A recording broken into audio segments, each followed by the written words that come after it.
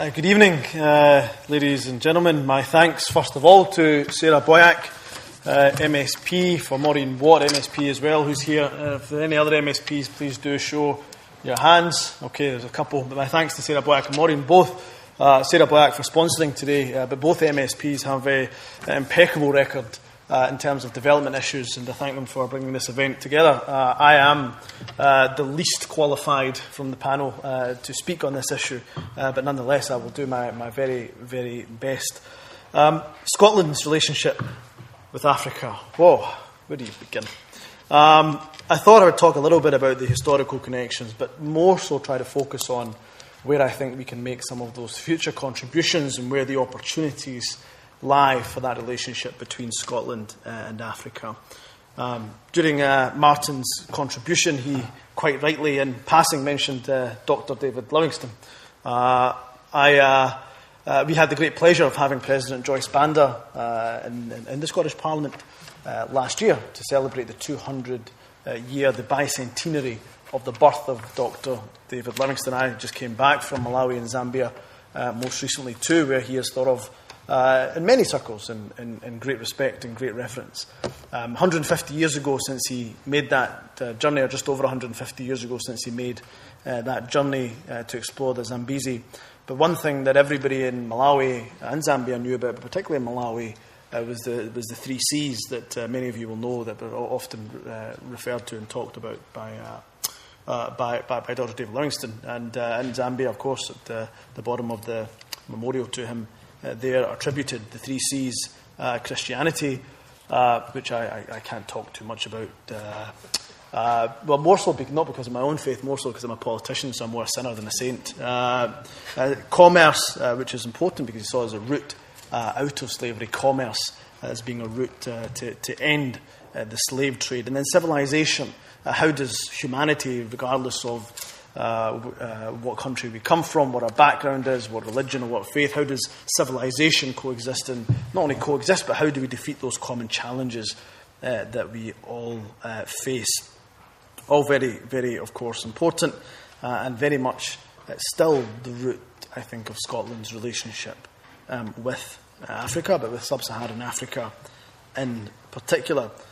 In terms of commerce and trade, one of the first events I did when I arrived in Malawi and Blantyre was to host a business roundtable. And Scotland's relationship at the moment, re-established in this Parliament actually by, and to his credit, Lord McConnell, was the relationship based on aid.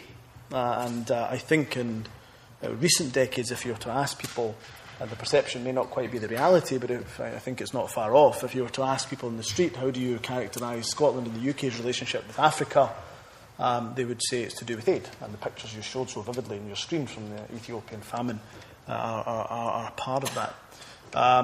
And so, but that I think is not the direction of travel that we solely want to go down, where aid is important. Those NGOs that are represented here do a phenomenal amount of work.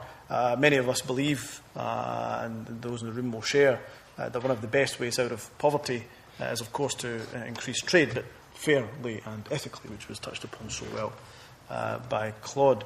And we have a history of trade in Africa and Scotland. And as I was saying, when doing this round table in Malawi, I was hosting it in Blantyre, in a building known as Mandala House, which was the headquarters of the African Lakes Corporation, which was started by two Glaswegian brothers, John and Frederick Moyer. That was then called Mandala because John Moyer had these thick spectacles and Chichewa spectacles as Mandala. And his brother had a walking stick. This is a terrible tangent I'm going on, but nonetheless. His brother used a walking stick to walk on, and that in Chichewa is known as Kondodo, and so the shops were called Kondodo shops. And still people to this day in Malawi talk about Kondodo shops and Mandala House. So Scotland has this heritage and history of trade in Mandala, the African Lakes Corporation, the first European company in Malawi to trade, or so they certainly claimed. But in terms of a historical legacy, Scotland, we tend to sometimes have a skewed view of our history and perception of our history. We believe that slavery and the role of slavery, it was simply a UK matter. But of course, Glasgow was the second city of the empire. Many buildings built on the back of the slave trade. Scotland benefited greatly from the industrialisation of its time. Much of that built on the back of the slave trade, but we had this illusion somehow that Scotland was better than that, and that is merely an illusion. But we have an opportunity to reflect on it. In particular this year, we have the Commonwealth Games coming to Glasgow, 17 nations and territories of the Commonwealth descending on Glasgow. A great project that we're funding, for example, to explore these issues called Empire Cafe. But it's important that we don't shy away from that and we discuss it. But looking towards the future, I was saying that many people believe our relationship with Africa to be characterised simply by aid. I don't necessarily see it and view it as an issue of aid. I view very much what we're trying to do here in the Scottish Parliament and in the Scottish Government really as an issue of justice. It's rebalancing an imbalance, an injustice that's existed. So, for example, in Scotland and in the Scottish Government, we have a fund which is concentrated in sub-Saharan Africa, called the Climate Justice Fund. It's not called a Climate Change Fund well, there is a Climate Change Fund, it's a different one. There's not a Climate Adaptation Fund, and it's not a Climate Mitigation Fund. It's Climate Justice, purposely called and termed the Climate Justice Fund, realising that Scotland in particular, as I was saying, benefited from the Industrial Revolution, benefited from great excesses in terms of energy and energy consumption and energy use.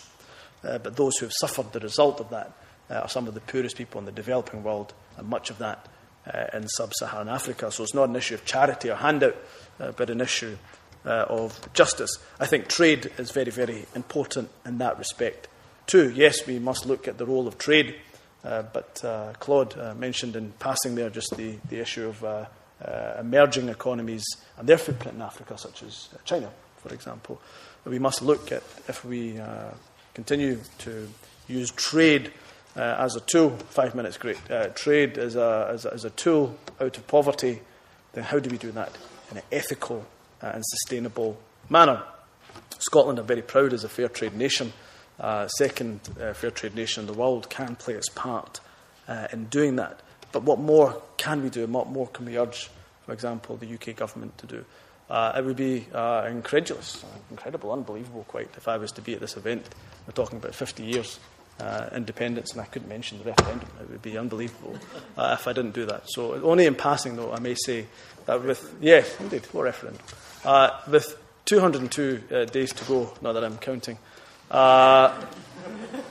there'll be a range of views in this room, of course, undoubtedly.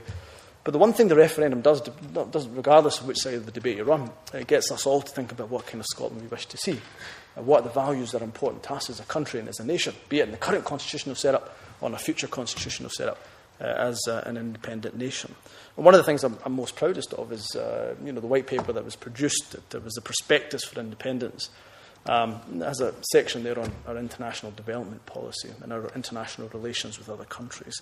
And one of the key elements of that is the idea and the concept of do no harm.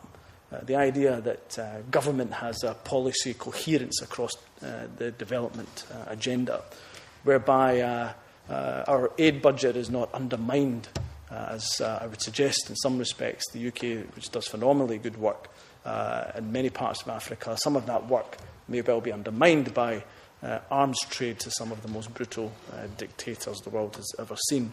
And so therefore in Scotland we have a great opportunity to be able to create a policy of do no harm. But regardless of what the constitutional setup is, that is a policy that we should look to very much see how we can enact, but also can we put pressure on the UK government to enact something similar, that all that good work that is done and being done and has been done, how do we ensure it is not undermined, particularly by trade in Africa? I must give my sincerest apologies because in just under 11 minutes, or just in about 11 minutes, I have to leave at 7 o'clock. So I'm looking forward to try to take as much of the discussion away as possible. But I think in Scotland we have a phenomenal opportunity to do things differently. But we cannot forget our past, but so long as we are not shaping our future by it entirely. But otherwise, I think we can have a great, great legacy moving forward. And Scotland's footprint on the global stage can be one of our good global citizens. So thank you very much. And my great thanks to Martin and to Claude for what I thought were phenomenally good presentations, and I hope you come back to Scotland at some time soon. Thank you very much.